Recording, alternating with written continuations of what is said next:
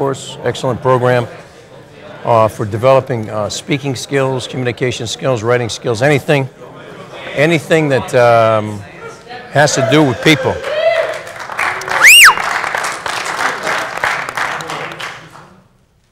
Our speaker today is not a guest, but rather a friend at Hillsdale College. Guests come and go. Friends are here to stay. Don Tocco discovered Hillsdale College when reading the Imprimis newsletter in 2001. He quickly realized our purpose and our challenges. Recognizing we provide a great environment for a true liberal arts education without government funding motivated him to create an outreach to Hillsdale. 7 years ago, Don founded the Tocco Sports Challenge to compete with our 7 best athletes for $25,000 in scholarship money. He was soon invited to be on the President's Advisory Board, judge the Everett Oratory Contest, and speak to our leadership students. He has completed a sculpture in our art center and helped us save substantial money on our building programs. In 2006, he tried out for our baseball team and made the cut. Don has spoken on the campuses of some of America's major universities, including the University of Michigan, Ohio State, Rice University, Tufts, Johns Hopkins, but most importantly, Hillsdale. His message has been heard by students from 70 countries and in every state in America over the past 25 years. His national marketing company represents some of America's premier industrial builders, which he started $25,000 in debt with no mentors or business background. Sales have surpassed $4 billion. Today, he is here to share ideas on how you can elevate your abilities on the field and prepare for a future of success. His topic is a winning season, a victorious life. So for some exciting ideas on how to make it happen, please welcome Don Tocco. Lance, my man. Nicely done. You got a great voice, buddy. Thank you. You guys are going to end up in broadcasting with a voice like that. Ball players, good morning. Morning, coaches and the staff. Thank you for the opportunity to be here today. Coach, I appreciate the invitation. As soon as Coach Otterbein invited me, it took me about 1 second to say, absolutely, I would love to be there. To address the 118th Charger football team from Hillsdale College.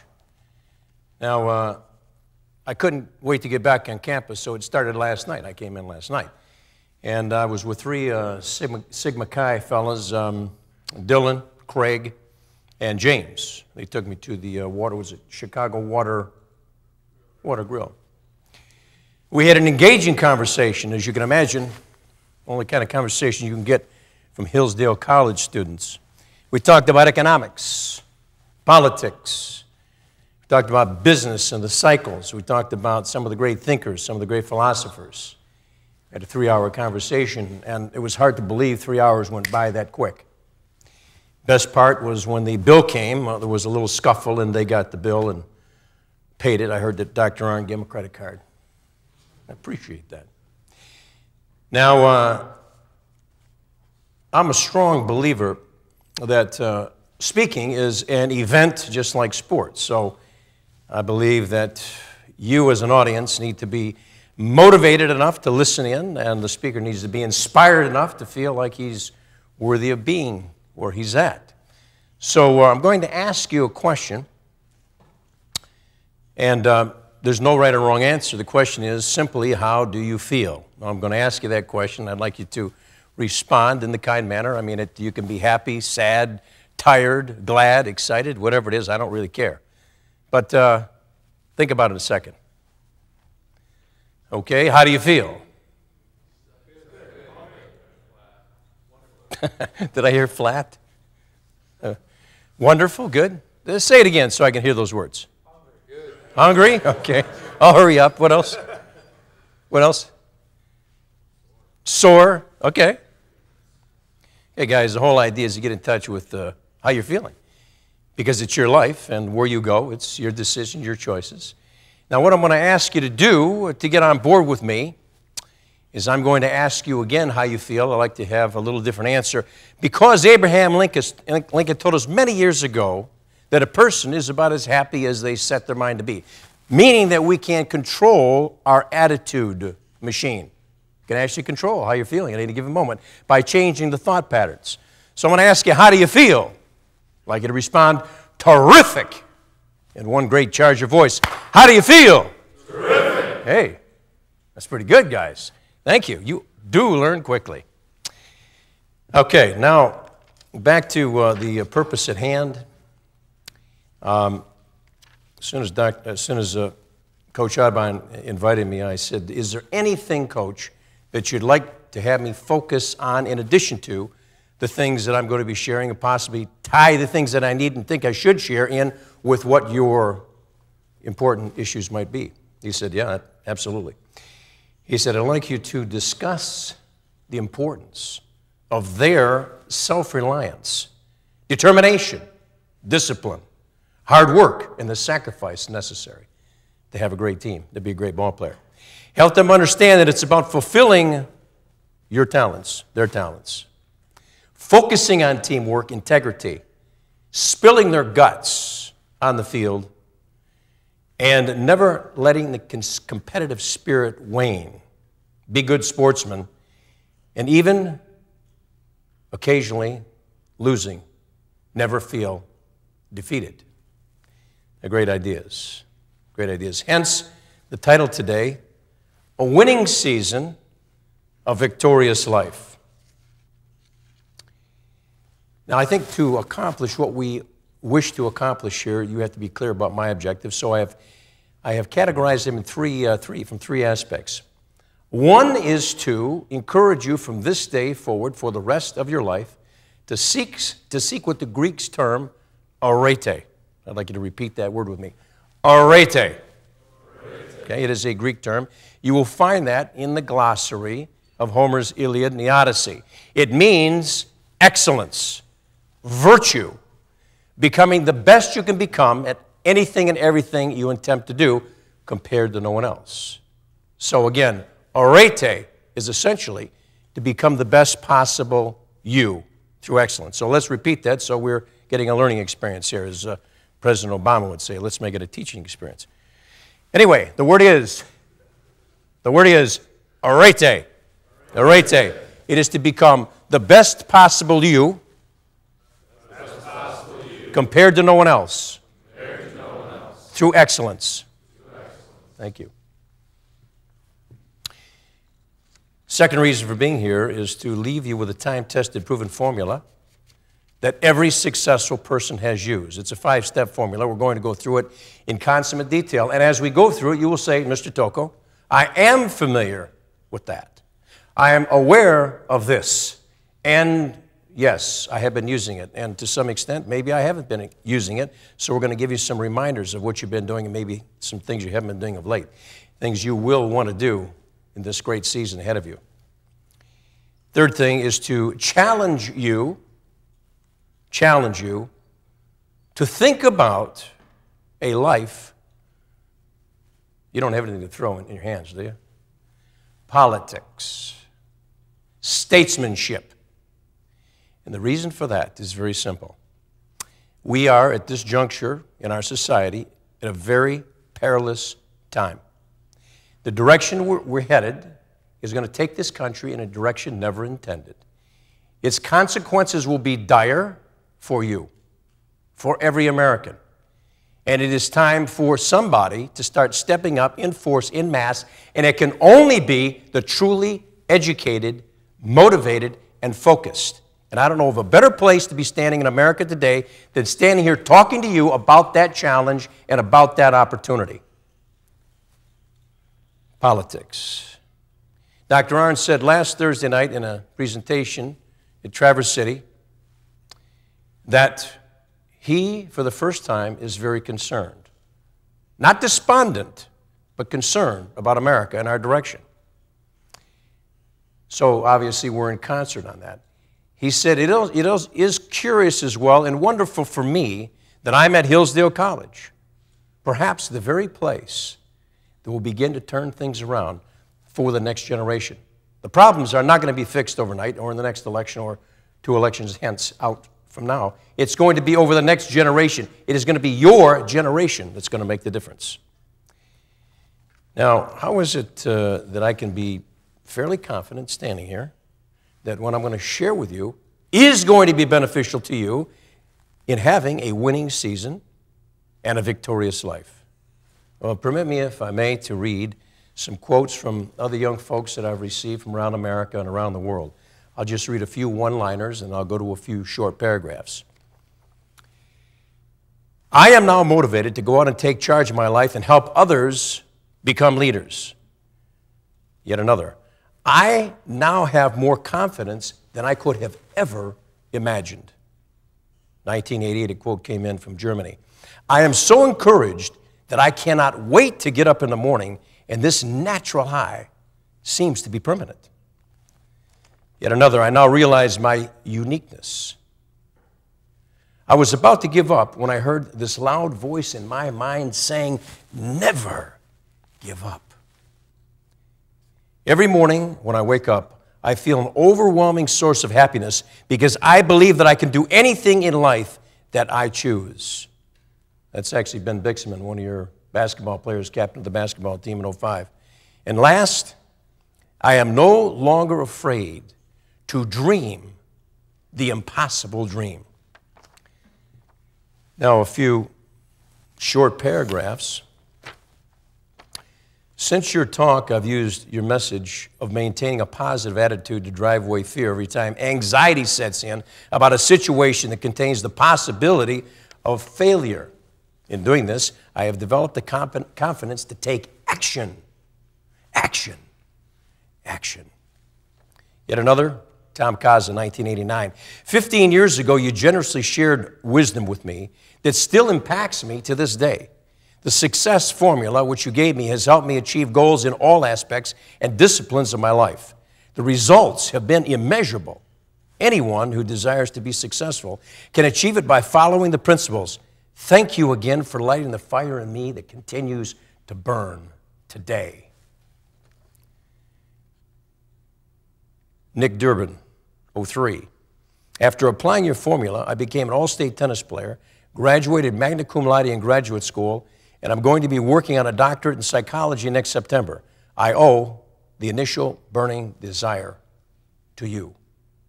There is no doubt in my mind that if you are willing to listen up, make the attempt at applying these ideas, principles, and theories that I'm going to share with you, you will have the most amazing life. And then I'll be getting some letters from you, which I look forward to.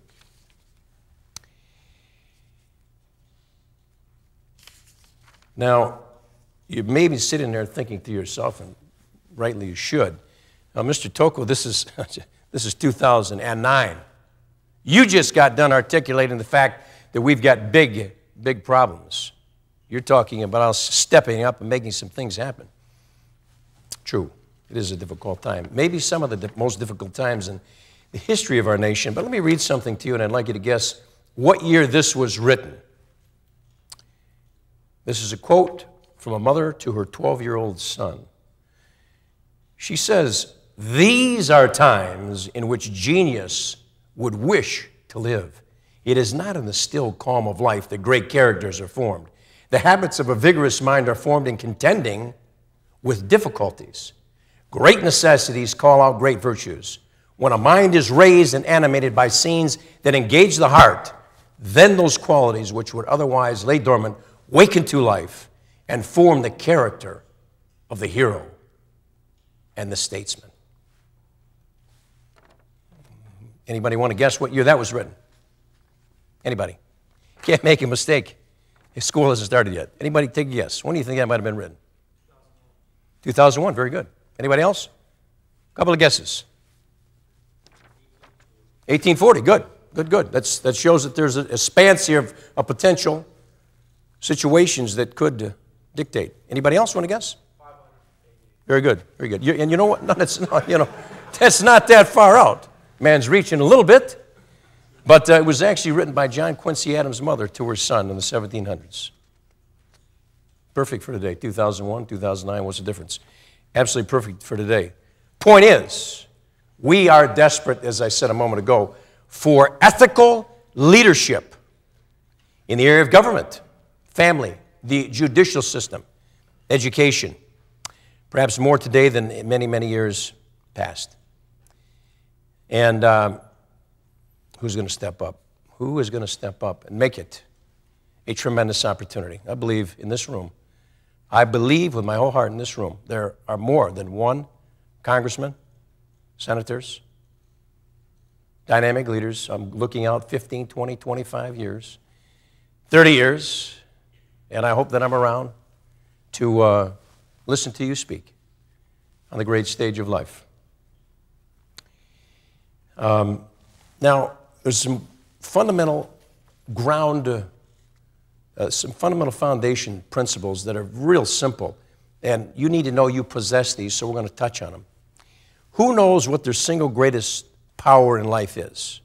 And again, just give me throw some words out. What do you think your single greatest power in life is? Anybody? Speech. It's powerful. Something else. Confidence is tremendous. Yes, something else. Imagination. Powerful. Heart. Yes. Looking for one word, that's not it. The single greatest power you possess. Looking for one word. Attitude. Who said choice? Let's give him some appreciation right there. There he is. He hit it. He hit that. All right. Hit that breaking pitch very nicely. My young friends, it is the power to choose. You can spend all day philosophically and practically thinking about what that means. Whether you want to listen to your coach, whether you want to be a team player, whether you want to excel in your curricula, whether you want to pay attention to authority, and at the moment of opportunity, take it. These are choices. All day long, you're making choices. That is your greatest power, trust me.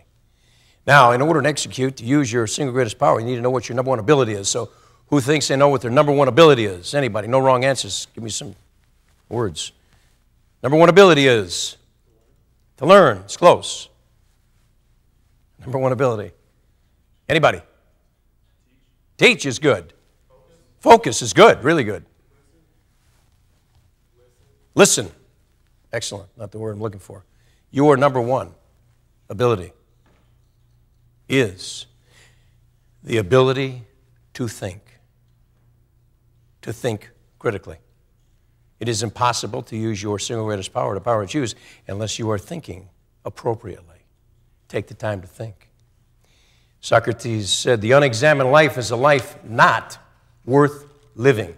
And as we go through our lives, we must continue to think critically, out of the box, develop that process. Now, I am certain that you are very, very successful, and I know that you are motivated. You cannot be, could not be at Hillsdale College if you weren't. What I am not certain of is, are you supremely inspired? So, allow me to give you an illustration of the difference between being motivated and real inspiration. There was a young fellow cutting through a graveyard here at Hillsdale. This town's been around a long time, and it was a fall night, and the moon was full. And a wolf was howling off in the distance near the graveyard. Come on, guys. There we go. Yeah, that's pretty good there. A little practice.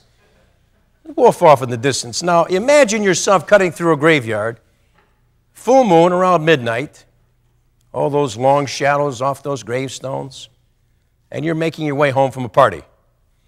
Well, the grave diggers had dug a hole that day in the ground, but had not put a grave in it. So there was an empty 6-foot deep hole. This young fella's cutting through. All of a sudden, bingo, he slips down in that hole. Whoa, he's startled. He's trying to jump out. He's trying to jump out. He can't get out. It's 6 feet deep and the sides of the grave are wet. He does give it a college try, but finally realizes he's not going to be able to get out of there. He's going to wait until the morning comes and the grave diggers are coming.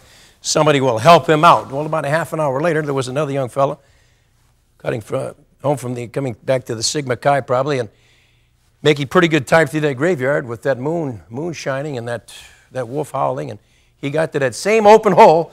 Bingo! He slips down in that hole. Holy mackerel. He's trying to jump out.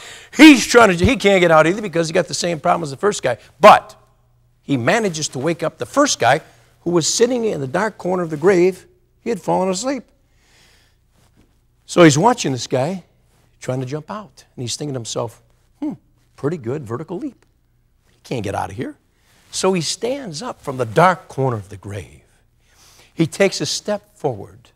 He reaches up and he touches the other guy on the shoulder. And he says, hey, buddy, you might as well relax. You'll never get out of here. That guy flew out of the grave. If you heard a voice in the dark corner of the grave and the moon was full and something touched you, you would be inspired. And that's what we want to do. Today, we want to inspire you for the rest of your life to seek what the Greeks call, what's the word? Arete, and it is to become the best possible you compared to no one else by seeking excellence. Now, we have a 5-step formula, and I said a few moments ago, every person has used this. You have used it. It is a definitive, unequivocal way to a winning season and a victorious life. The first thing you and I must possess and maintain is a burning desire. That is an intense feeling down inside that says, I want to, I can, and I will. It is a live, breathing passion. And you'll know that you've got it when you're in the toughest spots possible. Whatever that spot might be, protecting a 2-point lead, 3 minutes left, the other team driving down the field on you, and your defense, and you've been on the field for 12 minutes. You can hardly suck the oxygen into your lungs. You got 3 minutes left to protect the lead. That's when you say to yourself, I can, I want to, and I will. Let's try that, because you may be using that this season. I can, I want to, and I will. When you're in that situation, in those moments when you need to dig down, discover that passion, say those words, and you will have a reservoir of energy and power surge through you. Yesterday, I got a phone call from a longtime friend of mine who used to work for me. His name is Charlie Sanders. You're probably too young to know that name. He was all-pro tight end for the Detroit Lions 7 years in a row. He was inducted in the Hall of Fame in 2007. He was number 243 in the Hall of Fame. 18,000 professional ball players have played NFL ball. He's one of 243. He's an amazing man. He played with a separated shoulder and a bone chip in his knee in a game. And I said, Charlie, we know you've got tremendous passion, but what I'd like you to do is, if you would, please give me a quote that I can share with these young, superb students and Hillsdale College football players tomorrow. This is yesterday. Hall of Fame, 07.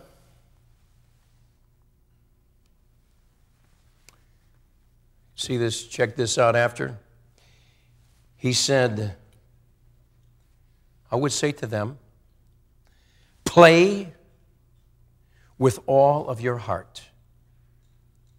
And when you practice, every practice play, imagine it's the biggest game of your life. That way, when you're in that game, you will have already been there and you will know what to do. I said, is there anything else? How about a suggestion to them on how to have a victorious life? He said, give all of your heart to every endeavor that you're involved in, especially your family and your friends and your community. Give them your heart. And know that no matter what you do will never overshadow the grace of God. Now we shift over to the real world, from sports to the real world. They're both real worlds, but I'm calling it the real world, business world. One of the best examples that I have ever heard of for passion and enthusiasm is my good friend Joe Girard, who's the only person who's ever been in the Guinness Book of World Records as the greatest salesman in the world.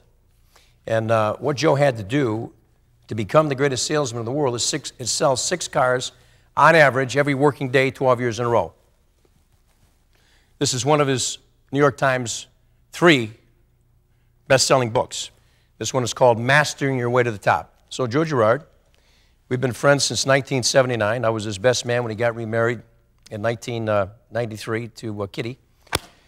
I said, Joe, how did you do it? how did you sell 6 cars a day on average 12 years in a row? It's incredible. I mean, did you have some kind of a special deal worked out with Chevrolet where you passed the best price on to your customer and they couldn't get a better price from the General Motors system? He said, no. He said, my customers didn't always get the best price, but they always got the best Joe Girard. I said, Joe, I said, so you weren't selling cars? He said, Don, I was selling my enthusiasm. I said, Joe, you're telling me that you were enthused every day? Oh, yeah. I said, Joe, how in the world can you stay enthused every day? He said, Don, it was really tough. He said, there were mornings I got up. He said, I didn't feel all that excited, all that enthused. He said, but I had a system in place, and he said, this was it. I'd get dressed, put a suit on, then I would go to the full-length mirror on my door that exited into my garage. I would look at myself in that full-length mirror, handsome devil that I am, and say, do you look like the kind of person that someone would want to buy a car from today? He said, the answer was always yes to that. He said, then I would ask myself this question: do you have the energy, the enthusiasm to move people to your way of thinking? He said, the answer was not always yes to that. He said, when I could not answer in the affirmative, he said, then I would look at myself in that mirror and I would give myself a pep talk. I would say, I feel good. I feel great. Look out, world. I'm coming out one more time. Now, how did you start your day today? Oh, man, what's going on today? I did not sleep. Back is sore. What are we doing today? I'm going to hear that guy, Tocco, man. Sit there for an hour. My young friends, when you wake up in the morning, you are setting the stage, the tempo for the greatest event of your life, your day. You've got one chance to set that tempo for your day. And if every day you wake up with the attitude, the idea that it's going to be the best possible day that you can have and everybody in it is going to love having you around, bingo, now you got it. So you wake up and you're not feeling quite right. You say to yourself, I feel good. Let's try it one time. I feel good. With some Chargers, 118th here to the football team. Let's go. It's your life. I feel good. I feel great. Look out, world. I'm coming out one more time. Yeah, that's it, guys. That's it, man. You do that in every game. You do that every game, and all I can say is look out, Grand Valley State. And the rest of them. I'm an example of burning desire. As Lance indicated in the introduction, I was already $2,500 in debt by the time I was 23 years old. My girlfriend, Nancy, she was cute. Yeah, she's a little blonde. She had just broken up with me. It was very painful. She said, you know, I'm afraid you just don't have what it takes. You're never going to meet much of yourself. Guys, that's something you never want to hear from your girlfriend. And while it did hurt me, it wasn't the only person in my life that had some doubts about my future. One day I was exiting my home, and my dad was having a cup of coffee. It was a Saturday morning, and I was trying to get out the door without a confrontation. But even with his back to me, he knew where I was at. And he said, just a minute. I stopped. He turned around halfway. He said, do you see where you are at today? Well, I said, yes, sir, I do. Well, what he meant was 3 car payments behind, thousands of dollars in debt, unfortunately dropped out of college, no job at the time, and things did not look good for me. So I understood his angst. He said, you will never make it. You will always be in this situation. Well, when he said that, fellas, I drew myself up. And I said, oh, yeah? Well, I said it to myself. My dad was 6'4". Yeah. I would have been 5'1" if I'd have said that out loud. But I walked out of that house that morning, and I will never forget it as long as I live. That's why I'm sharing the story, because down inside there was a burning desire to achieve and do something useful in my life. Now, as I stand here and I look into your eyes, I will tell you that I see that energy, that confidence. And it's really a great thing to see. It is really a powerful, powerful thing to see, because you do have it. That energy, that enthusiasm, that passion resonates to tremendous focus, so everything we are doing that's important gets our rapt attention and our best results. It is not what is your IQ, and I'm sure that your IQ is quite substantial. It is what is your DQ, what is your desire quotient to win this season and to have a victorious life. That's step number 1 in a 5-step formula. Just so I know you're following along, I'd like you to repeat after me. Step number 1 is to have a burning desire. Everybody together, to have a burning desire. Not bad, guys, but let me just say this. As good as you are, I really expect you to get better as we go, not stay the same. So one more time, it's to have a burning desire. Oh, yeah. Excellent. Step number 2 in a 5-step formula. This is one of the most trite things that you're going to hear. It's trite because I know you've heard this your whole life. Our second step in our formula requires that you must have specific goals measured in time and quantity over a broad-based grouping of essential things will balance out your life. Without a goal, you will have no plan. Your coaching at this school is superb because there is a plan for every game. There's a strategy and tactics that are involved in each play, in each series. Your life, our life, needs to have exactly the same thing. We must have a very consummate plan so we know if we're on track or not. Must be your plan, must be your ideas. And it must be done in a timely basis because you do not have infinity to accomplish your objectives. This is a little tidbit I think you'll like that evidences the power of goal setting. Bob Garvey did a survey of Harvard graduates about 25 years ago. These graduates were all 10 years out of college. Harvard University, 10 years out of college. The survey asked them, did you set goals? Did you write those goals down? 3% had their goals written down. The 3% that had the goal written down, their goals written down, out-earned the other 97%, were out-earning them in an aggregate number of tenfold. So let's do the math. If you go get a job and you're making 40 and you didn't bother writing any goals down, and the guy sitting next to you, behind you, in front of you, or somebody else in your class, somebody else had his goals well-defined and written down and was making 10 times as much, how much would that be? How much? $400,000. Do you like that number? Ooh, that's a good number. You can do a lot of good things with that kind of money.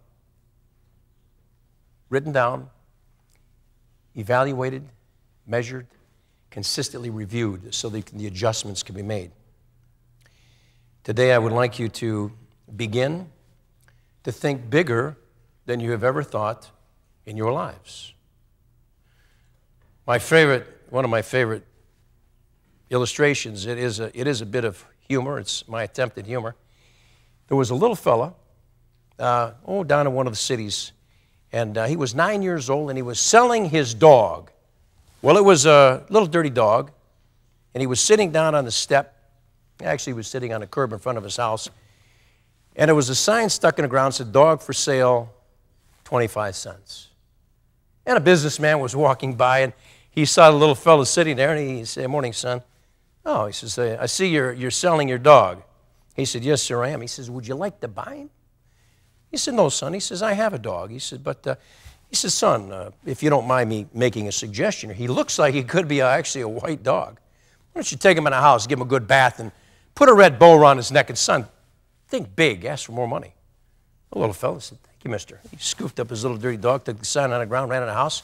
Next day, the businessman came by. At the same time, there was a little fellow sitting on the curb with his dog. It was a white dog. Why? The dog was as white as a dog could be, with a big red bow around his neck, and a sign stuck in the ground said, "Dog for sale, $10,000. Wow. Businessman says, "Son," he says, "you really think big." He said, "Thanks, mister." He says, "Would you like to buy him now?" "No," he says, "Thanks." He says, "I've got a dog, but good luck." Next day he came by and the little boy and dog were gone. Curiosity got the best of him. Went right to the kid's house, went right up the steps, Knocked on the door. A little fellow came and said, "Morning, mister." Businessman said, "Sonny, good morning." He says, "I noticed that you and the dog were gone." He said, "What happened?" He said, "Sir, I sold him." He says, "You sold him?" He says, "How much did you get?" He said, "Sir, I got 10,000. Businessman said, "Son, I'll give you the idea." He said, "No, please, just tell me the truth." He says, "How much did you get?" He said, "Sir, I got 10,000. He said, "Son, how did you do it?" He said, "Sir," he says, "I traded that dog for 2 beautiful $5,000 alley cats from the girl down the street." So you see, somebody else in the neighborhood was also a big thinker. My young friends, it doesn't cost 1 penny, not 1 cent, for you to begin to think bigger than you ever thought in your life. What do I mean by that? Let me give you a real-world example. In 1995, I had the opportunity to meet Alex Trotman, interview him. He was the chairman of Ford Motor Company at the time.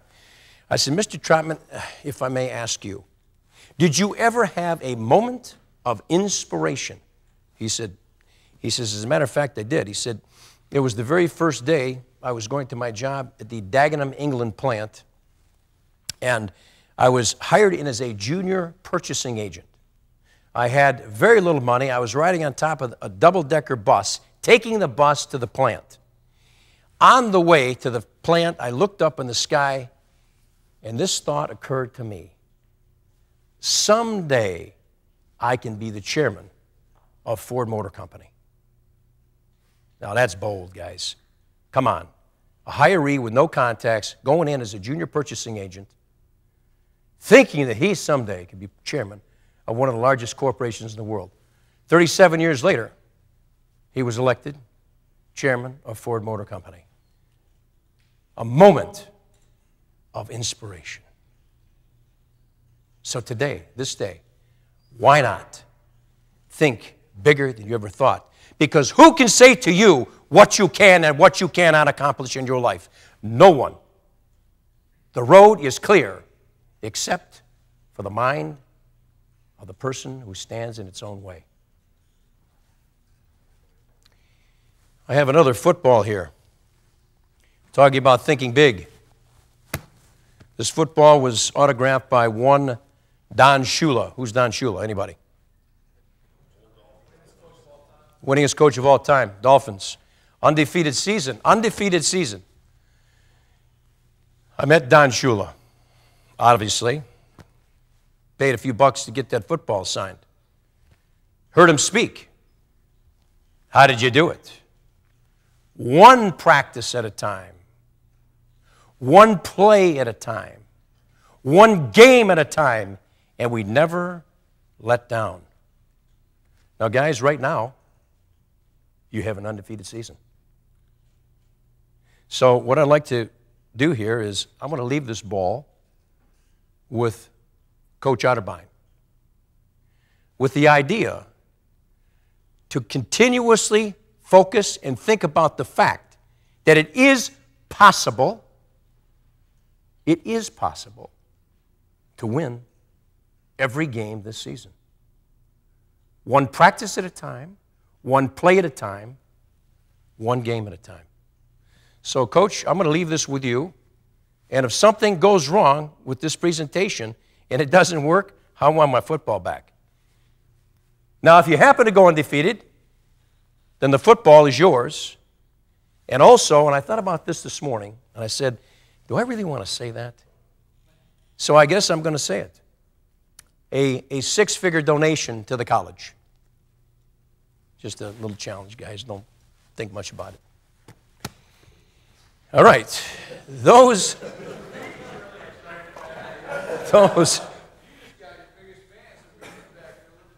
Is that Johnny back there? The man that wrestles bears in real life? John Savini. Let's give John Savini some appreciation. He's one of the great.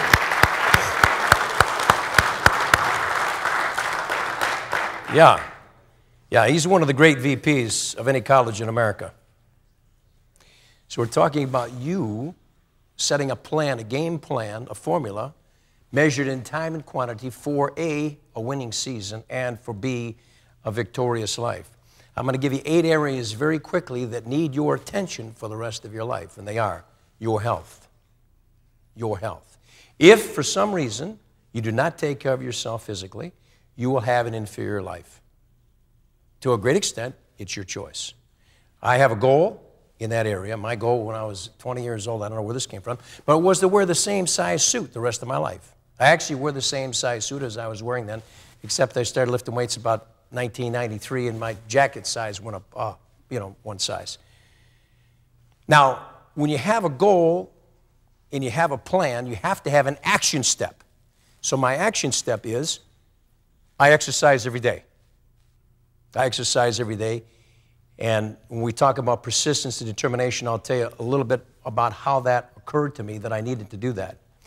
Second area is the area of family. You give your heart to your families. Your mom, your dad, your brothers, sisters, grandparents. Take the time for these people. Drop them a note. You're here at college. If they're down the street, go see them. If they're in the next state, write them. Call them. Let them know you love them, because there's nothing more important than your family. Number three, the area of spirituality. My goal in the area of spirituality is to be at peace with God for this life and pray that I'm doing His will and that I can discover all of my God-given talents. I also have been praying for you the last several weeks that you would excel in your curricula and understand the power of knowledge, that you would love your families and show them with kind words and loving deeds, and that you would find some way to serve your fellow men in a role of statesmanship. And of course, that you would have an extraordinary winning season. In the area of career, my goal has always been to excel and to have a unique niche and do the things that only we would be willing to do to serve our customers. So when we say 724, we are 724. When a customer says, get it done, it gets done. There are no excuses. In the area of friendship, my goal is to have lifelong friends. Many of you, I believe, will be friends for life. You need to pay attention to your friends. Listen to what they say. In the area of community, my goal has been to give back more than I have received. And I have had many wonderful opportunities to create youth programs. And this outreach here is the one I'm most fond of, but I also have a program called Hugh O'Brien Youth out of Los Angeles. It's been around 50 years, and I've done 23 years in a row, donated money and done the keynote programs there. So it's a tremendous opportunity for me. In the area of mental development, school is never out for the achiever. Guys, you don't graduate from high school and go to college and graduate from college and it's over. You are just beginning. School is every day, and the opportunity to grow and expand and become all you can become is truly one of the great opportunities of life. So for me, I read. My goal is to read something different every day. I'm reading constantly, every day, because I believe that is the fountain of wisdom.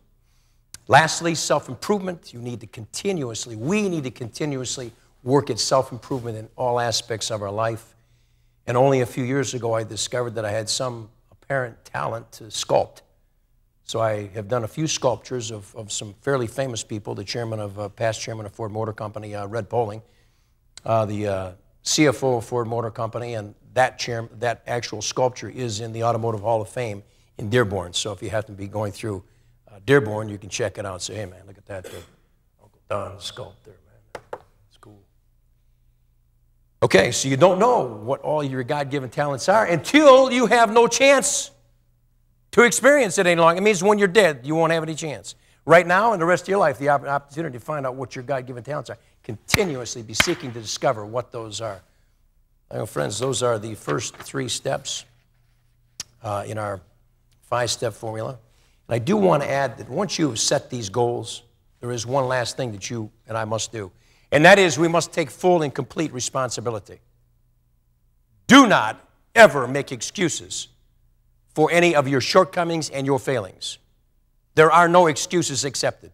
There's only one person that has to be answered to, and that is the guy in the glass. From this day forward, the guy in the glass is the only guy to talk to about excuses and problems and things that don't work. Get it worked out. Take full and complete responsibility. It will never be your parents' fault. It'll never be the school's fault. It'll never be the government's fault. It's our fault. Your fault, my fault. We take full responsibility. We don't waste any time. So, for a winning season and a victorious life, you and I must set goals, measured in time, measured in quantity. Just so now you're following along. Step number 1 is to have a burning desire. Everybody together say, have a burning desire. Step number 2 is to set specific goals, measured in time, measured in quantity. Step number 3, we must have an I can attitude, faith in self, faith in God.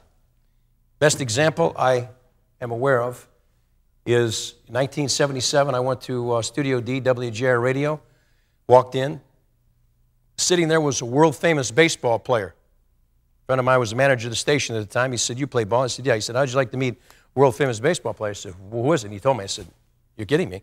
He said, no. He says, come down Thursday, Studio D. So I came down with 3 unsigned baseballs, walked in, walked up to this gentleman. I said, sir, what an honor to meet you, Don Tocco. I said, sir, I said, would you mind autographing? He said, and I gave him names. He started to autograph. It's right here, right there.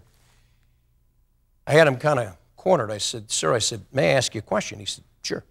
I said, what characteristics did you develop to become a world-famous baseball player?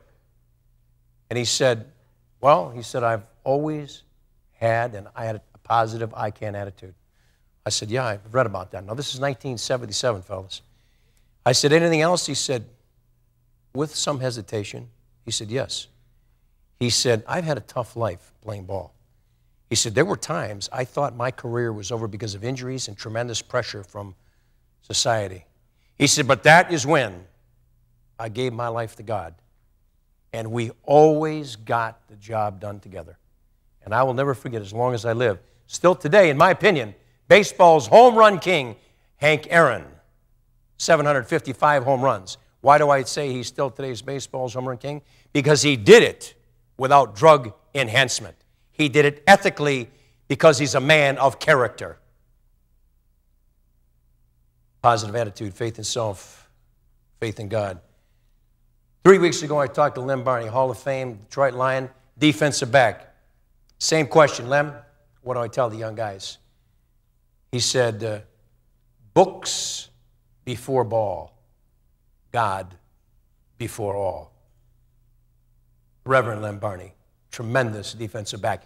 You did not want to get hit carrying the ball when Lem Barney was coming on you. Very bad experience. Now, how then do you and I go about sustaining, maintaining this positive attitude for a lifetime? 3 things I'm going to ask you not to do. We can argue about it later at lunch. 1, do not watch any television. Forget TV exists. There is nothing that is a greater waste of time than a television set. I did not own one until I was 33 years of age. I figured, you know what, if I'm going to get it done, I'm going to have to go do it instead of watching somebody else. 2nd, don't waste time on your computers.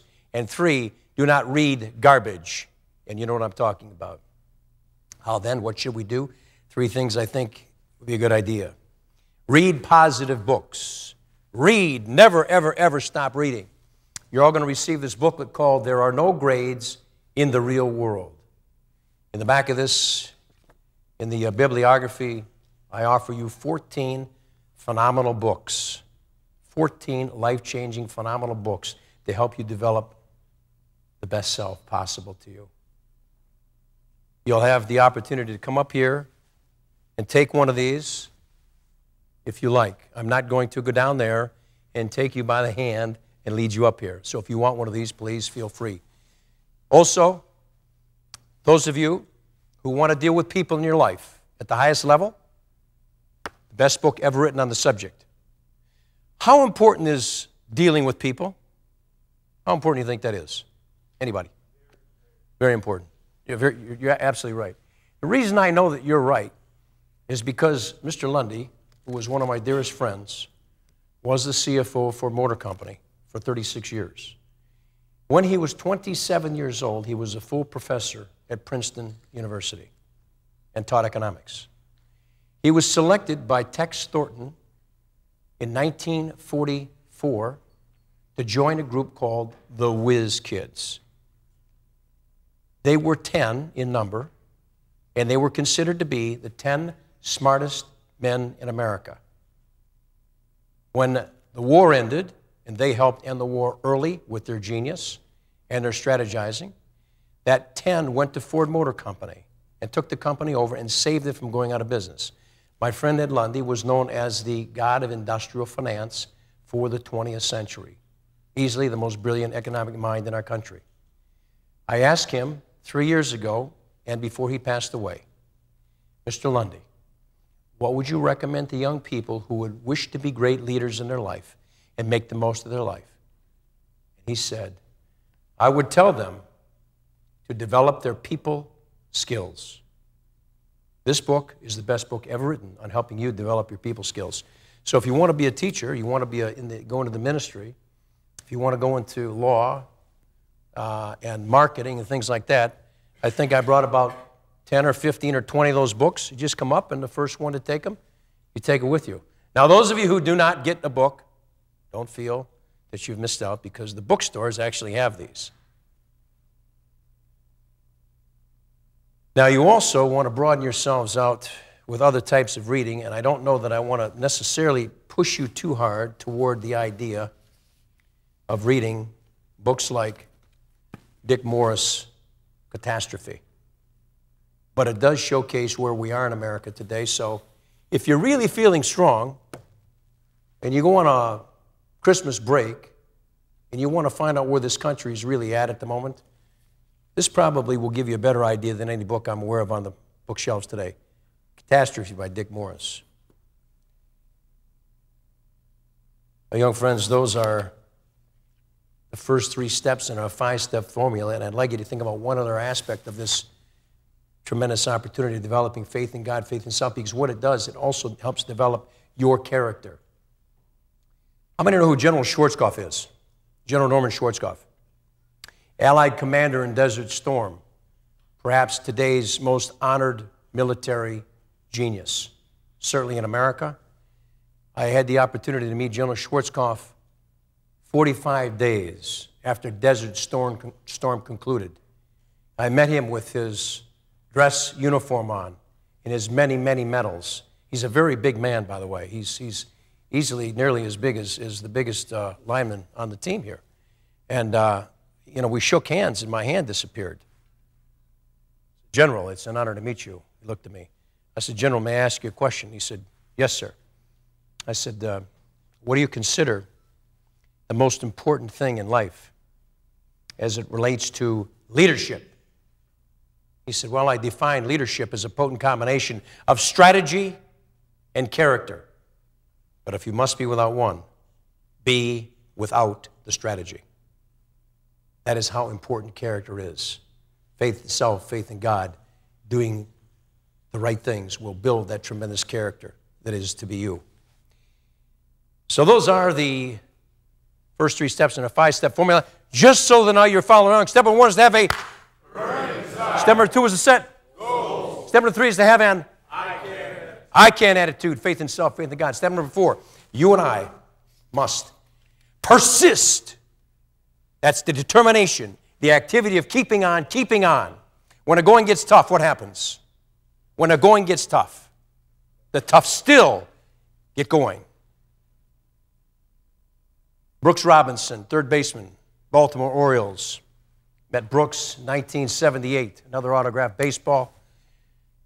Brooks Robinson was a brilliant third baseman, said to be the best still to this day ever. And again, in having the chance to meet him, I learned a little bit about him.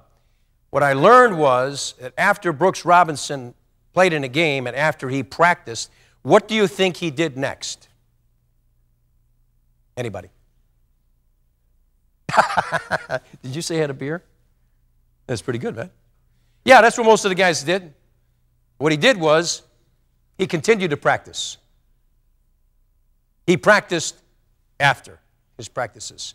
That's why and how he became a Hall of Fame ball player. Persistence, the activity of keeping on, and never, never giving up. In 1981, was anybody born by 1981 that's in this room beside John Cervini? In 1981, I went to a Halloween party and I met a gentleman with what I would call a karate jacket on. He looked like a real karate person. And I was wearing a Dracula mask, and I was having a pretty good time, having a few beers. and acting crazy. And all of a sudden, when I came up to this guy, he was Korean. I said, good evening, it's so nice, Dracula. I said, good evening, it's so nice to see you. I'm Count Dracula. And he wasn't at all amused by me. And I said, I thought, well, maybe I'll give him a little more of the accent. I said, sir, would you be in karate? And he said, yes, I am. I said, would you be a 3rd or 4th degree? And he said, no. I said, oh. I said, what degree? And he said, I'm a 9th degree. I don't know how much you know about the martial arts, but 9s and 10s in the world can be counted on 2 hands, maybe 4 hands. It is an incredibly rare and extraordinary accomplishment to reach that level. And I immediately took my mask off, and I said, you know what? I said, do you mind if we have a little conversation? He said, no, of course not. I said, may I ask you, what do you consider the most important thing in life? Without hesitation, he said, discipline. And I said, how did he define it? He said, discipline is that which I do every day that's positive. His name was Master Shang Q Shim. He was Chuck Norris's karate instructor. And I said, what do you do every day? He said, every day I meditate and I train. I walked away, went home, spent 1 week thinking about what Master Shim said, and thought to myself, what a waste it would be if I didn't employ something that I learned from this great man. So I decided 1 week later that I could do something every day, and that something I decided to do was exercise. So for 1 year, I made a note, I made a check mark on my calendar to see how many days I exercised. And when I look back after 1 year, I had only missed 3 days. How many think that's pretty good? Yeah, thanks. It's not bad. It's not bad. Well, after I thought about this for about 15 minutes, suddenly it occurred to me, like a bolt out of the blue, Master Shim did not say, it's what I do almost every day. He said, it's what I do every day. So from November of 1982, I have exercised every day, including this morning, except for 3 days. We buried my grandmother, my dear little grandmother, my mother, and 1 day, some doctor told me not to exercise. What a bad choice that was to listen. At any rate, so that's about 9,500 days. I've missed 3 days. So discipline is that which we do every day that's positive. What can you do every day to help build yourself, your character, your life, a winning season, and a victorious life? I don't know. It's your call. Persistence, never giving up. Those are the first 4 steps in our 5-step formula. Just so that now you're following along. Step number 1 is to have a burning desire. Step number 2 is set. Goal. Step number 3 is to have an I can. Faith in self, faith in God. Number 4, you and I must persist. The activity of keeping on, keeping on. Step number 5, forget about the first 4 if you're not willing to do this. Number 5, we must be willing to take courageous action, action, action. Nothing happens until you and I go in action. And why do we have to go in action? Because it is the only thing that eliminates, that paralyzes the debilitating force of fear. Fear. The next time you feel a feeling of fear, I want you to think to yourself, there it is. Hallelujah. Because where there's no fear, there is no opportunity for courage. When you feel that feeling of fear, whatever that or wherever it is, whatever it is, move into action. And every time you do, you will begin to break that resistance down, and someday you will never have that problem. And it is an amazing way to go through life. Taking courageous action, positive, courageous action. Bernie Goldberg, who was another very dear friend of mine, who was a contributor to one of the leadership conferences for Hillsdale College. Bernie has 10 Emmys. 10 Emmys. He has 5 books in the last 7 years on the New York Times best-selling list. I talked to Bernie on Friday, told him I was going to be here. He loves Hillsdale College. I said, Bernie, I need a quote from you for young leaders, young, strong football players that want to have a great season and a great life. He said, you tell them I said, just once in your life, stand up and do something you consider important, even if there are consequences. And no matter how it turns out, you will be incredibly gratified that you did. Once in your life, step up. Do something great. Now, I want you to take positive, courageous action, guys. It is positive. It is possible to take negative, courageous action. You know that, correct? Possible. You can rob a bank. I heard from Dean Peterson a couple of years ago that there was a freshman in one of the meetings. He had all the young guys in the meeting, and he said, guys, he said, I'm going to tell you something. Listen up. Your dorms are over here. Co-eds, over here. I want you over here. We don't want to see you over here. We catch you over here in the co-ed dorm. First time, $75 fine. Second time, $150. Third time, $300 fine. Freshman hand goes up. Dean Peterson, how much is it for a season pass?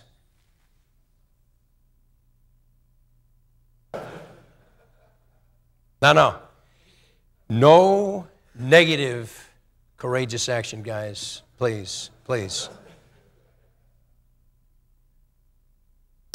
Winners are willing to take risks.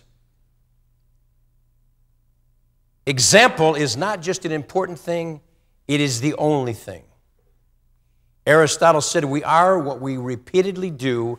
Excellence, then, is not an act, but a habit. You are in the process of developing powerful, powerful habits that will serve you for the rest of your life. So let us then review. Those are the 5 steps in our 5-step formula. Step number 1 is to have a burning desire. Step number 2 is to set goals. Step number 3 is to have an step number 4 is keep on keeping on. Step number 5 is to take courageous action, action, action. Go back, reflect. For the rest of your life, seek what the Greeks call everybody. Strive for excellence repeatedly in virtue in all things good. Become the best possible you compared to nobody else. Use your single greatest power, which is the power to choose, and your number 1 ability, which is the ability to. My friends, there are doors that are locked to you. They're closed. They're closed. Some are closed, some are not locked, but many of them are locked. I fully expect you to bound up to those doors, pound on those doors, turn the handle, and try to get in. If you find that you cannot get in, you now have 5 incredibly powerful dynamic keys to help bid you entry. You have the fire of desire to get you started. You have your goals to keep you focused. You have a positive I can attitude to get you through the difficult times, and there will be. You have persistence to keep you moving forward, and courageous action which will dispel any and all fear that may come into your life. I fully believe that this team, 2009, 118th team for the Chargers, Hillsdale College, is going to be a tremendous winning team and have a fabulous winning season, and you will have a victorious life. There is only one thing left for us to do, and that is, let's go out and make it happen. Thank you. Thank you. Thanks, Coach. Appreciate it. Oh, thanks, brother. Thanks, man. Yeah, I got a black one now. I got a blue one. There you go. Thank you, brother. Thank you, man. Thank you. Yes. All righty. All right. Beautiful. You guys who want to come up and grab a book, Yeah. appreciate Don's coming. And, Booklets. Don't take the footballs, though. Coach. Here you go, buddy. Thank you. You hang on. Yep. I'm a believer. I'm a believer that the force of all these guys together on that big day, when those kids come down from Grand Valley State, they put it all together. They won't know what hit them. We got a long way to go. I know. There. Yeah, I know. There's a few between now and then. It's a David and Goliath moment. Oh, right? there is. But we're like that every week. I know you. The messages that you just talked about are so in line. That's why I knew it would be great to have you. I know.